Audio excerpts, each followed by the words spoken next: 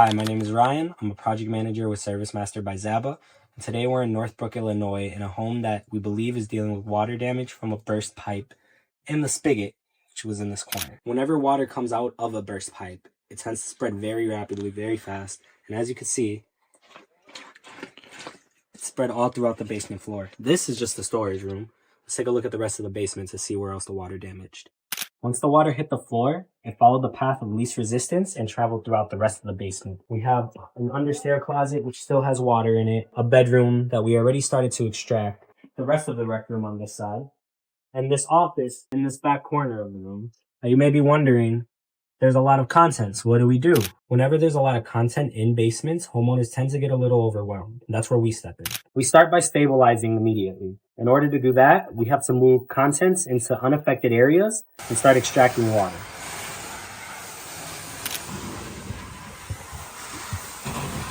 Now, since we're stabilizing, we're just setting up equipment to dry and help prevent water from spreading further on the materials that it's already affecting. The baseboards here are already starting to swell and separate in the corner, and that means moisture is traveled underneath and behind the material, and it eventually will try to wick up. Now, since this is an emergency job, and we are just stabilizing today, when we come back, we will still need to cut drywall. The reason being is we need to make sure that any moisture that is affected framing or insulation behind the drywall gets cut out, removed, sanitized, and dried out properly.